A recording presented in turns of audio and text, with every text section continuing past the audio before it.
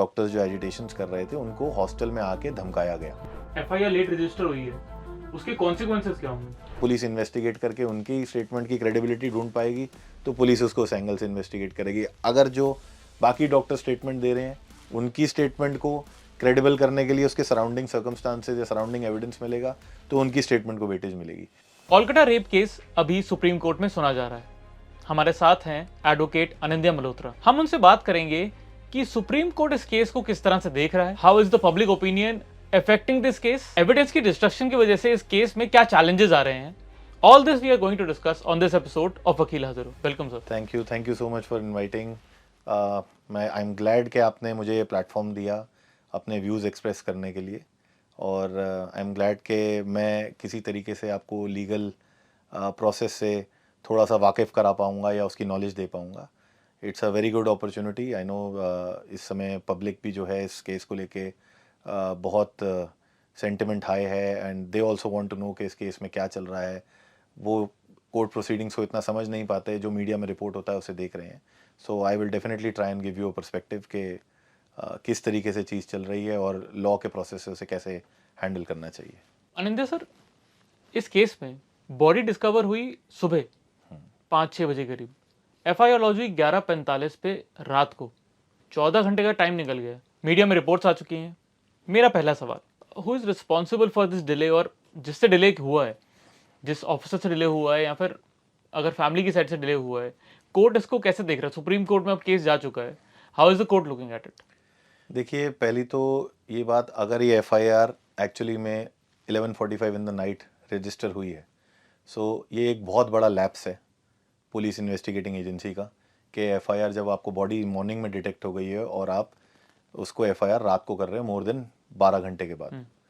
अब ये फैक्टर है, सुप्रीम कोर्ट में ये जो केस गया है, supreme court is monitoring the investigation. तो सुप्रीम कोर्ट के आगे स्टेट ऑफ वेस्ट बंगाल ने अपना एक पॉइंट रखा था कि जो एफआईआर है उससे पहले हमने अननेचुरल डेथ केस जो है वो रजिस्टर कर दिया था, और उससे पहले भी हमने एक इंक्वेस्ट प्रोसीडिंग्स कराई थी। इंक्वेस्ट प्रोसीडिंग्स होती हैं कि जब भी कोई ऐसा डेथ केस हो जाता है तो पुलिस जो है एक मैजिस्ट्रेट को रिक्वेस्ट भेज देती है कि आप आके इंक्वेस्ट प्रोसीडिंग्स, जो इंक्वायरी होती है in the cause of the death, वो मैजिस्ट्रेट की प्रेजेंस में करा जाता है, और जहाँ पे फैमिली मेम्बर्स भी पार्ट हो सकते हैं, पुलिस भी पार्ट होती है, but the magistrate is leading it, और ये इसलिए करा जाता है कि ये चीज़ ऑथेंटिकेट हो सके। तो उनका कहना ये है स्टेट ऑफ वेस्ट बंगाल का कि हमने मैजिस्ट्रेट को भी बुलवाया है और मैजिस्ट्रेट की रिपोर्ट के अंदर भी हमारे केस की रजिस्ट्रेशन की डिटेल्स मेंशन्ड है। ठीक है। तो जो हमने केस रजिस्टर किया है वो हमारी पहले डायरी एंट्री भी है जिसके अंदर वो रजिस्ट्रेशन हुई है, तो हमने कोई डिले नहीं किया है। फॉर्मल रजिस्ट्रेशन ऑफ एफआईआर जो है वो हमने 11:45 रात को इसलिए करी है क्योंकि हमको फादर की रिटन कंप्लेंट जो है वो रात के समय मिली है, और उनकी कंप्लेंट मिलने के बाद हमने एफआईआर रजिस्टर करी है।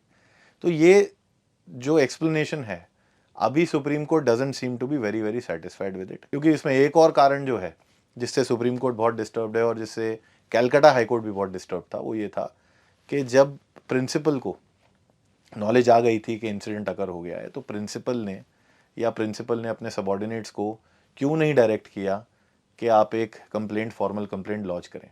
सो ये भी एक इशू है जो बहुत चीज़ में इन्वेस्टिगेट करा जा रहा है, और ये एक बहुत बड़ा रीज़न था कि जो कैलकाटा हाई कोर्ट ने इन्वेस्टिगेशन सीबीआई को ट्रांसफ़र कर दी है।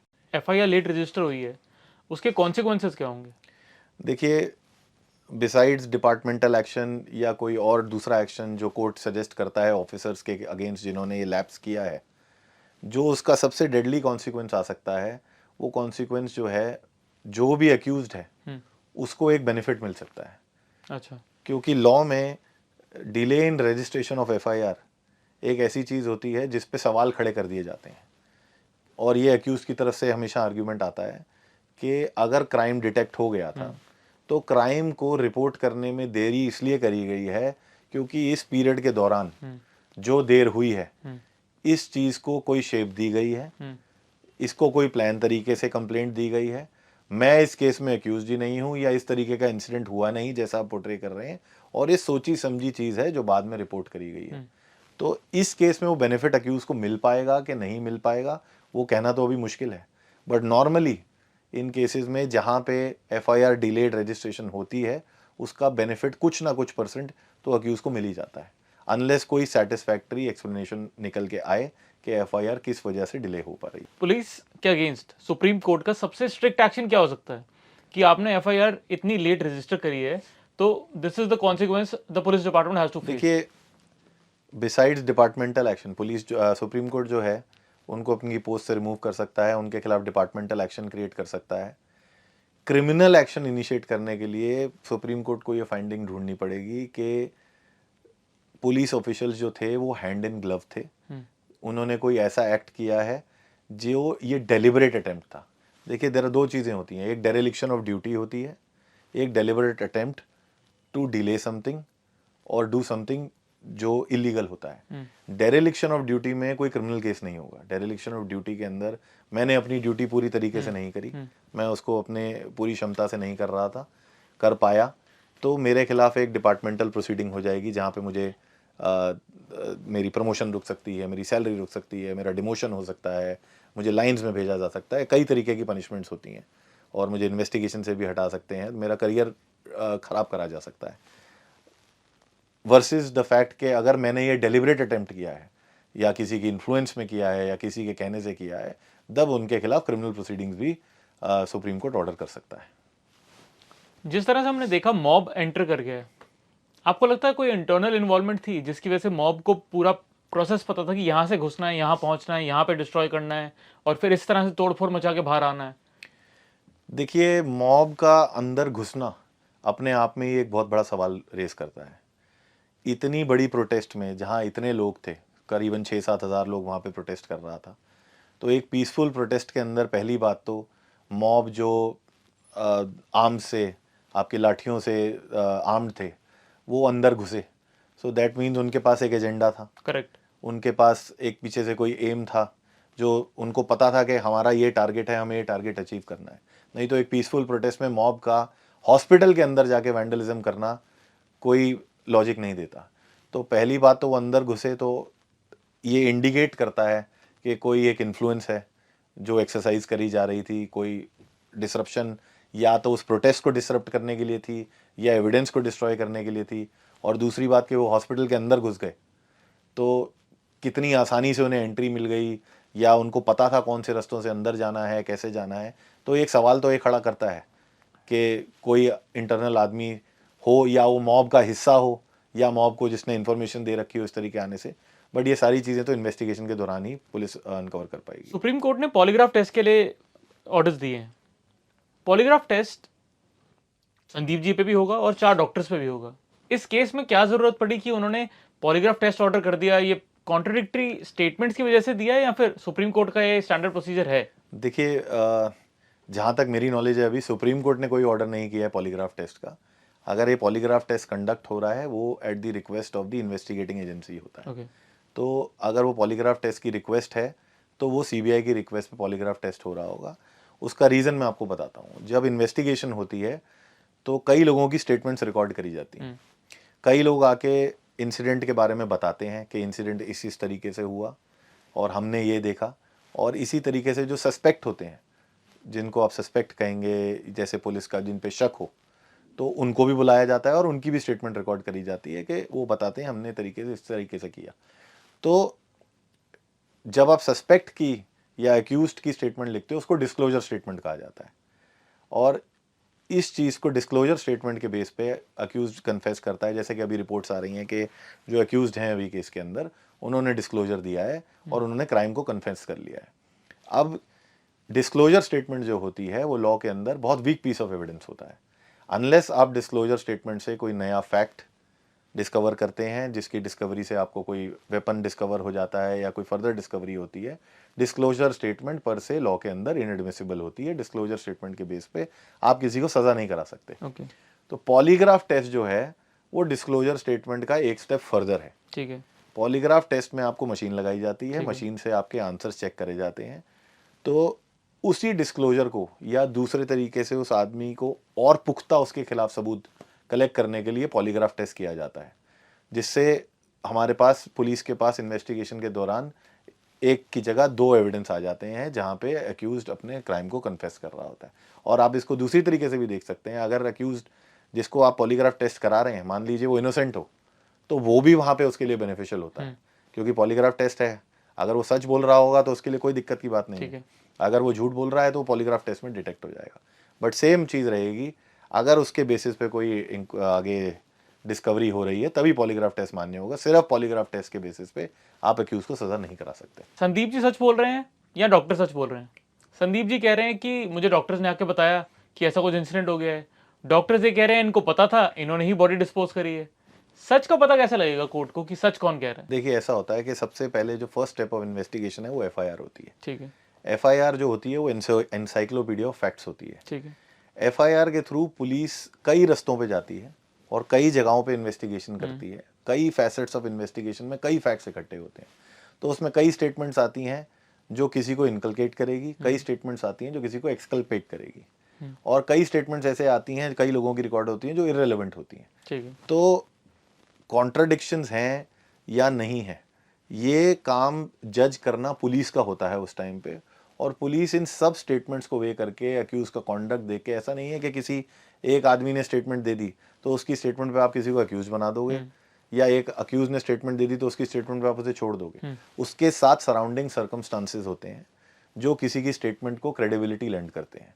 अगर डॉक्टर साहब कुछ बोलेंगे तो उनकी स्टेटमेंट को क्रेडिबिलिटी लेंड करने के लिए फैक्ट्स पुलिस को इन्वेस्टिगेट करे जाएंगे, और अगर पुलिस इन्वेस्टिगेट करके उनकी स्टेटमेंट की क्रेडिबिलिटी ढूंढ पाएगी तो पुलिस उसको उस एंगल से इन्वेस्टिगेट करेगी। अगर जो बाकी डॉक्टर स्टेटमेंट दे रहे हैं उनकी स्टेटमेंट को क्रेडिबल करने के लिए उसके सराउंडिंग सर्कमस्टांसेस या सराउंडिंग एविडेंस मिलेगा तो उनकी स्टेटमेंट को वेटेज मिलेगी। ये सब इन्वेस्टिगेशन का प्रोसेस है। पुलिस इन्वेस्टिगेशन करके अपनी एक ओपिनियन बनाती है, जिस ओपिनियन को कहा जाता है चार्जशीट। चार्जशीट जो है वो सिर्फ पुलिस की ओपिनियन होती है।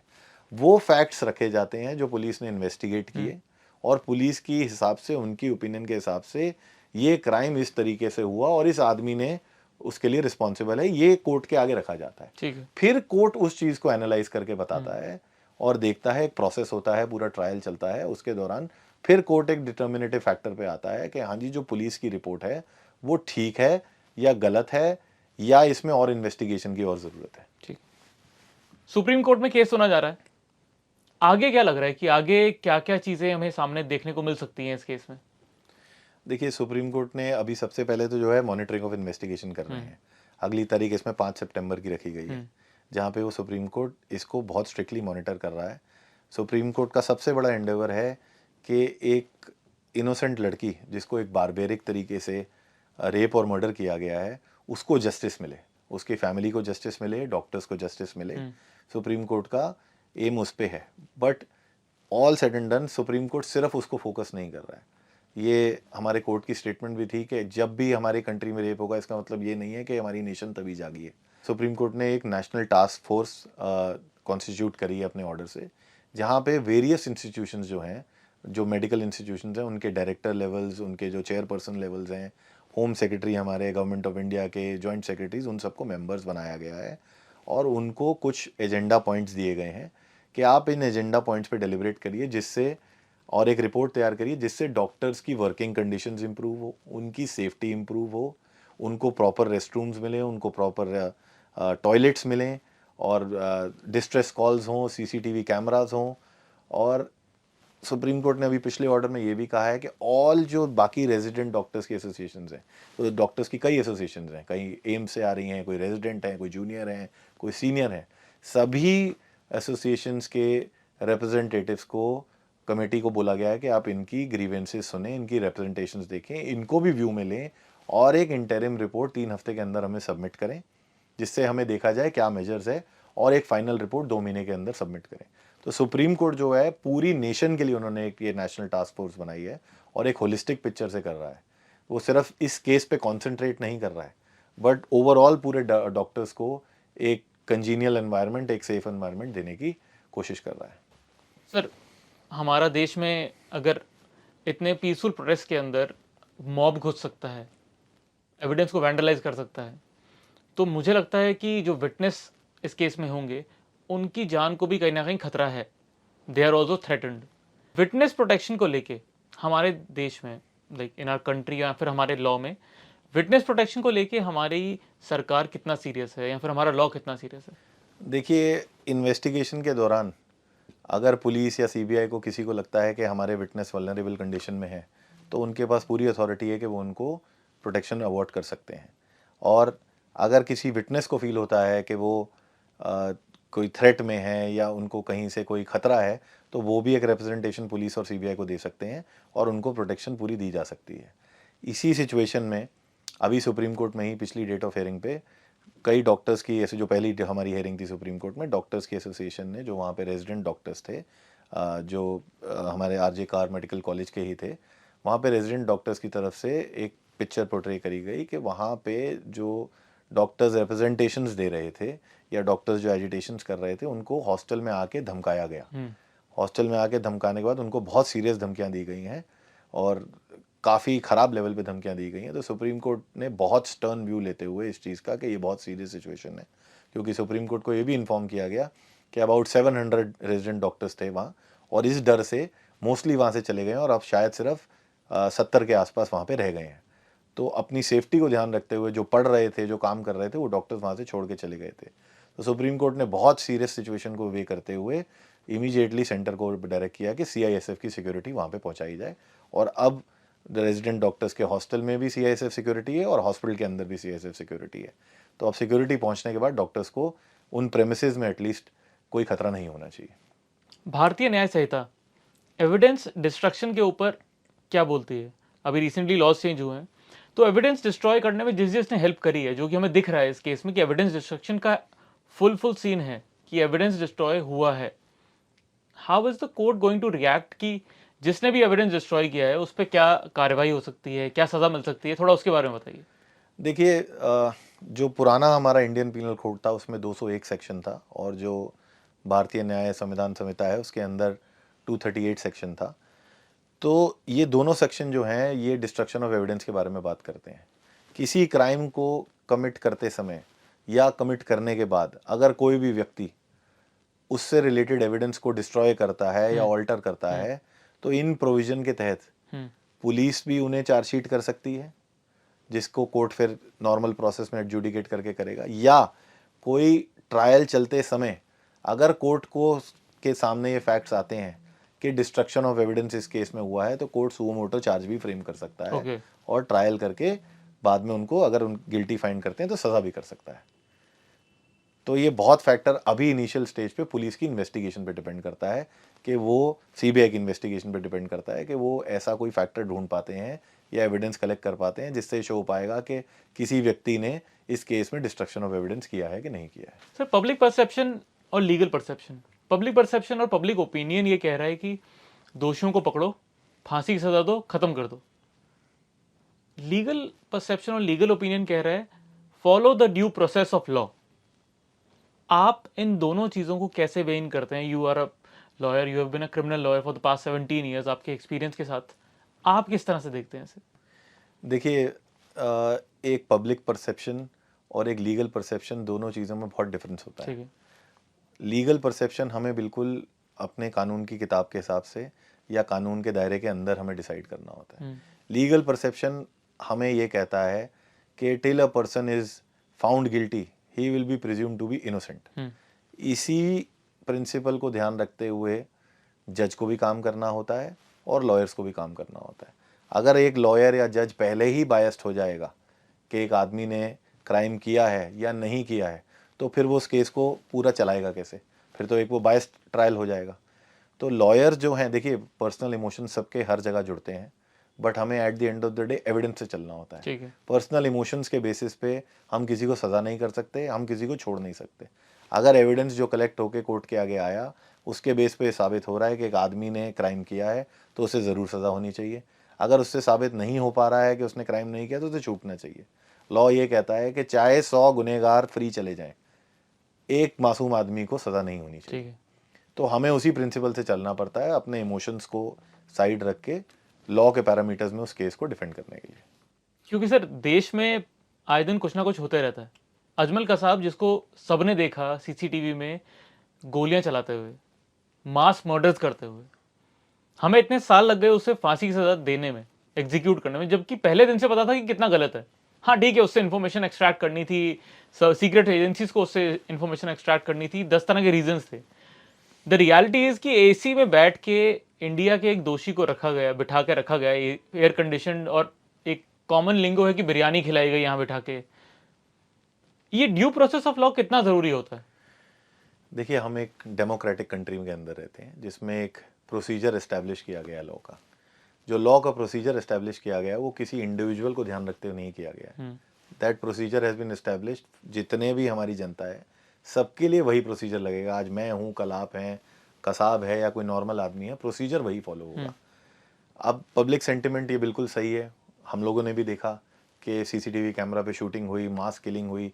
हमारा सेंटिमेंट कहता था कि आदमी तो दोषी है, मगर हमारा प्रोसेस ऑफ लॉ क्या कहता है कि जो उसको अपॉर्चुनिटी अफोर्ड होनी चाहिए वो उसे देनी है हमने। आज हम अगर अजमल कसाब को अपॉर्चुनिटी नहीं देते तो मान लीजिए कल को कोई बेगुनाह है जो किसी गलत केस में फंस गया है और उसको ये अपॉर्चुनिटी नहीं मिलती तो उसके साथ कैसा हो जाएगा। तो हम हर इंडिविजुअल के हिसाब से अपने लॉ को तो चेंज नहीं कर सकते। लॉ का एक फ्रेमवर्क बना हुआ है, उस फ्रेमवर्क को हमें फॉलो करना पड़ेगा। हाँ, उसको फांसी मिलने में थोड़ा टाइम लगा, बट वो दोषी तो पाया गया ना। जो एविडेंस है, जो प्रोसेस है, उसको मद्देनज़र रखते हुए, प्रोसेस को फॉलो करते हुए ही हर चीज़ हमें करनी है, नहीं तो प्रोसेस के कोई मीनिंग नहीं रह जाएंगे। हम पब्लिक सेंटिमेंट में जाके प्रोसेस को ओवरराइड नहीं कर सकते। That is the fundamental principle जो हमारी कॉन्स्टिट्यूशन भी कहती है और जो हमारी डेमोक्रेटिक कंट्री है, इसीलिए वो प्रोसेस फॉलो किया जाता है। सर, कोलकाता रेप केस में एक डॉक्टर को जिस तरह से हमने देखा है कि पहले सुसाइड बताया गया, फिर बताया मर्डर है, फिर गैंग रेप, आपके अपने घर का अगर ये केस होता, how would have you reacted और आपकी एक्सपेक्टेशन क्या होती? देखिए, मेरे अपने घर का केस होता तो मैं तो शॉक्ड और डेवस्टेटेड होता, और मेरी एक्सपेक्टेशन यही होती कि जो अक्यूज्ड है उसको जल्द से जल्द पकड़ा जाए और उसको फांसी की सज़ा दी जाए। क्योंकि जिस तरीके से ये एक्ट हुई है, जितने हॉरिफिक तरीके से ये एक्ट करी गई है, ये तो कहना भी मुश्किल है कि कोई इंसान ऐसा कर सकता है। क्योंकि ये तो कोई एनिमल लाइक इंस्टिंक्ट ही होगी जिस आदमी की, जिस तरीके से उसने ये काम किया है एक यंग लड़की के साथ। So from a families perspective मैं बस यही चाहूँगा कि जल्द से जल्द इन्वेस्टिगेशन कंक्लूड हो और जिसने भी ये क्राइम किया है उसको जल्द से जल्द सज़ा मिले और हो सके तो फांसी की सज़ा मिले।